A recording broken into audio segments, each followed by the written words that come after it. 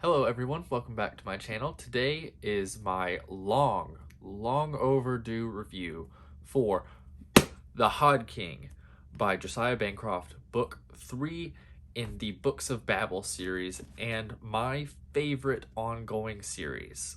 So The Hod King is very interesting because while it is the third book of my favorite ongoing series, and the fourth book, Fall of Babel, comes out in November. This is not my favorite. This is actually my least favorite of the three that are out right now.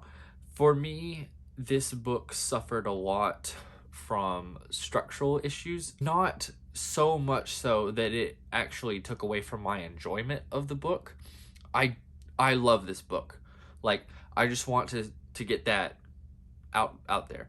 I really enjoyed this book, and I gave it 5 stars on Goodreads. Also, friend me on Goodreads in the description. This is a great book, and I think it's absolutely phenomenal in so many ways, but it does suffer from, at times, pacing and structural issues that I think could have been relatively easily solved.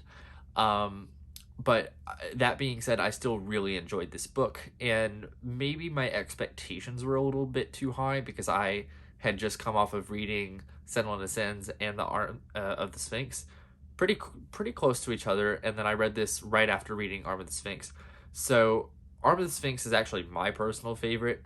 It's very noticeably longer than Arm of the Sphinx and Senlin Ascends, and I think that does show, but at the same time, it's very important that this book had that extra meat to it, because there's so much explored here that which is what I thought was phenomenal, was the material that was explored, the themes that Josiah Bancroft expands on, the character development and the interpersonal relationships that are just built even more, and the expansive world building that we see, especially in this book, because we get so much in this book. I think that this book is the biggest because of how much it has to offer, in terms of like everything that I've just said. And I think that for that, it deserves a ton of credit. It did a fantastic job of taking these characters that already felt very well established, but also making them feel new and making them feel more fresh and adding more to them, and building their relationships in a way that I didn't really think we could get after Arm of the Sphinx, because after Arm of the Sphinx, I was just like, can this get any better? And I think it can. I honestly think that The Fall of Babel will be amazing. That might just be bias on my part because I love the series so much, which is entirely possible. But I think that this is a phenomenal series, and this book in particular does so much for the series, regardless of its issues and the problems I have with it. But let's get into what I did like specifically. I very much enjoyed Edith in this book. Edith is my favorite character from this series, and I think that the way that Josiah Bancroft builds Edith in this book makes her even more compelling, and she does a lot of things in this book that are like key to accessing a lot of the information that we find out through this book, like world building, etc. And she has a lot of really great interactions with other characters, and I think that her interactions are always some of my favorite because she has very interesting dynamic with basically like everybody she's in a scene with, and I think it's very easy for her to steal a scene, like even from Senlin, who is arguably my second favorite character. Edith is just right above him. Like, Senlin's right here, Edith is like right here, and at times they switch, but Edith is mainly my favorite character just because of mainly what she does in Arm of the Sphinx. Can't spoil that, unless of course you've read it, then we can talk about it. But this is going to be a spoiler-free review. I'm not sure if I put that in the thumbnail, but we'll see. I really did enjoy Senlin in this book because it felt like he was really book 1 Senlin again. I feel like book 2 Senlin had to confront a lot of issues that it kind of felt like he was growing, and that and in that sense he was a bit different than he was in the first book, which makes sense. But in this book he kind of goes back in a lot of ways to that book one mentality of where he is overly trusting and is so invested in this journey that he will like do anything. He's willing to do anything to get what he wants, but he does that under a code. And he's not like some rogue like hero who does things by a certain like moral code or whatever. It's that he's willing to do whatever it takes to get his wife back. And we see that a lot at the beginning of the book, when he's, discouraged by the Sphinx to not get his wife, not talk to his wife or interact with her in any way. And I think that there's this naive nature that Senlin has that might be a bit annoying to some people, but I think that it's one of the shining aspects of his character is that he trusts people. Among this huge tower of just human filth and debauchery and hate and anger and all these crazy things and vanity, especially as we see in Pelphia, Senlin is this bright, trusting, shining light. And he is absolutely one of my favorite characters for that. I mean, I love Edith just a little bit more, but that's why I love Senlin, and he goes back to that mentality a lot in this book, which was one of the most appealing things to me about his character in book one. And I felt like him going back to that made me feel a little bit more invested in what he was doing. There were times where I was like, Senlin, buddy, like, what are you doing? But I've been doing that for 3 books now, and I think that can get frustrating to some people. It doesn't to me, but I feel like if you are so invested in a character that, you're like, no, you can't do that. It's going to be bad for you. There's nothing good that can come of that. It shows that you are really invested in that character. And something that does help me get really invested in characters is the prose. It's the vessel of the story. And I feel like you can have a really great plot, you can have a really great story, but without great prose or even good prose, it just feels a little hollow and it feels a little bland. So I really, really love Bancroft's prose. He's definitely probably one of my favorite, if not my personal favorite prose writer, just because of how he describes everything. He describes the surroundings in a very classical and lyrical way that doesn't feel overly wordy or bogged down in description like I personally think Robert Jordan can sometimes. And it's so beautiful. I think that there's this quality to his writing that I've not seen anywhere else. And like, if you are a prose nut, kind of like me, I love prose. Prose is very, very important to me and is probably one of the reasons why I love this series so much. Then check out this series, please. If you are watching the third review for the third book, then I don't know what to tell you if you still haven't read it. You need to read it because it has beautiful prose, beautiful characters, etc. But that prose is genius, and I just think that Bancroft he shows so much promise. He's already delivered so much, but I think anything he does after this series, I will immediately buy it.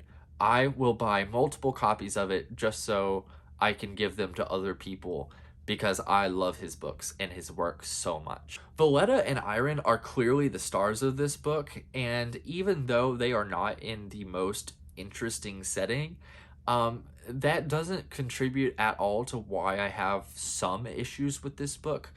What I really liked about Valletta, she was definitely not one of my favorite characters. She's probably like my least favorite character next to Adam. It's something about those two. I don't know what it is, but for me, Valletta really shown like in this book. And I was surprised at how much Bancroft like managed to get me to care about her and what she was going through, because I honestly did not really care very much in the first two books. I just I felt disconnected from her, and in this book I felt like I it finally clicked for me. I felt like I finally made that connection with Valletta. And Irene had already been interesting to me, but what she's going through in this book is very compelling, especially if you are older, getting older, and or have this fear of getting old. And I think that that was a very interesting aspect to explore, and I really hope that we see some more of that. I know that that probably won't happen, but just because of the next book has to be absolutely like roller coaster. I feel like there's not going to be very much time for like substantial character development because it's all just going to come crashing down. I mean, it's called the Fall of Babel for a reason, right? But I really enjoyed Valletta and Irene. I just have one problem with what was going on. Amid this whole vain, like crazy, like hedonistic society that they are a part of in Pelphia, that they are put in for espionage, spy reasons, um, I was not interested in what they did there, but so much their interactions, and it felt a bit slow at times. I'm not gonna lie. I don't really have an issue that it was slow at all. I can deal with slow, but the setting wasn't as interesting as I expected. The way Josiah Bancroft writes this setting is what kept me invested in these parts, aside from the characters themselves. He has a lot of commentary on the vapid nature of these people and how they only really care about appearances and looks, and how nobody really gets what they want. There's this deep, profound lack that all of these people have. They're so tied up in how they look, what they like, how they act, and it feels very tight, and it feels like there's this massive burden to act a certain way, to be a certain person, to marry this person or that person, and to go to all the parties you can. And it's really sad, and I think that Bancroft's like commentary on this is phenomenal. But I was at times a bit disinterested just because of some of the characters that were there. Xenia, and I think that in this setting, it amazes me how Valletta and Irene were able to shine so much. And like I said before, I think it's because of the character dynamics that they had with other characters, like Anne and Irene and Valletta and just anybody. I mean, the way Valletta would just broke, at that one point where she just told everyone off, and she was trying to expose to them the vanity and the just terrible nature of Pelthian society, was extremely interesting. But I was not overly compelled by any of the actual characters in that setting, except for, again, Valletta and Irene. So I'm impressed at how it was able to feel slow, but at the same time I was still extremely invested in the characters. I think that that is the mark of a great character writer. Something that I think is absolutely incredible about Bancroft's style is that he is able to portray the world in an honest way, but it doesn't shy away from the darker parts of human nature and the human condition, but it doesn't feel hopeless or nihilistic in any sense. There is a sense that things could be that, things could be, hopeless and things like that. But at the end of the day, Bancroft portrays dark, like bleakness, without it feeling depressing. And it never feels so heavy on you that you feel sad reading the story. And I think that is, uh, it just blows my mind that he's able to portray the tower in such an honest light, and all the people in it as well, but also not shy away from the darker parts of who they are, like the abusers. In this story, there's one specific abuser who, obviously, if you've read it, you'll know, and you might have a clue. If you've read the second book, you might have a clue. But the thing about that, the way Josiah Bancroft writes this abusive relationship, it hit a little too close to home. I'm not gonna lie, it hit a little close to home, because he writes this particular aspect of the story like, he tells you it's not so easy to break away. You can't just leave. You can't just leave anytime you want. It's never that easy. It never has been, and it never will be. And people usually have this generalization that you should just leave.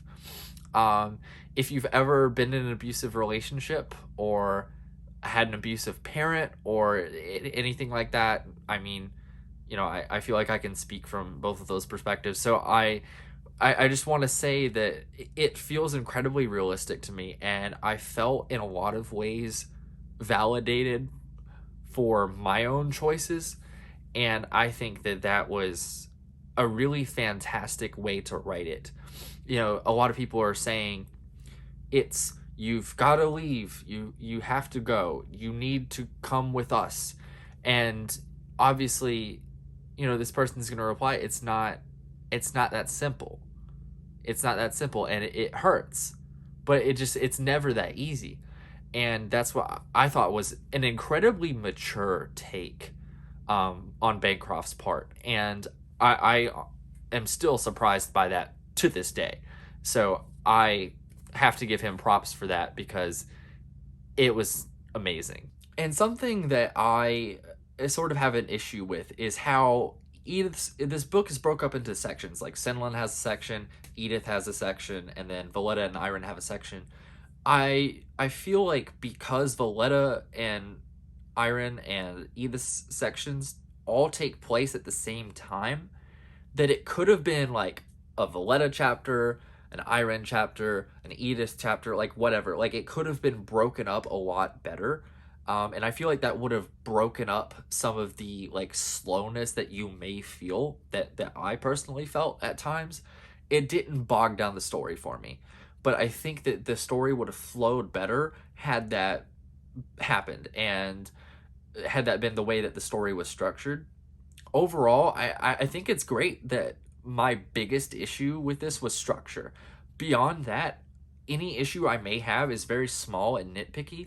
So honestly, I really, really love this book. And although not as much as the first two, if I were to give them a ranking right now, I would have to say book 2 is my favorite, book 1 is my second favorite, and then book 3, The Hod King, is my least favorite of the 3. But even then, The Hod King is so much better than almost every other book I've read since I started BookTube. So it just kind of blows my mind that the least favorite of this series is better than my most favorite of other series that I've read. So honestly, Josiah Bancroft, you're a genius. If you're watching this, just know you have a great career ahead of you, and we are all thoroughly impressed with what you have delivered and what you still have to offer. So I am very excited for more of Bancroft's work, and I cannot wait for the Fall of Babel. I am ready. I am physically ready for the Fall of Babel, but I really don't know if I am. So thank you so much for watching this probably really long review. I don't know how long it's been. It feels like I probably have been talking for a while, but just don't know. So thank you so much for watching. Please, please, please, please check out Josiah Bancroft's work, The Hod King, and the first two books in the Books of Babel series, and be sure to pre-order the Fall of Babel, which will be out Tuesday, November 9th. Also, make sure to like, subscribe, join my Discord, all that fun stuff. All my social media and Amazon wishlist are in the description. So again, thank you so much for watching. Keep reading and have a fantastic day. And come the Hod King.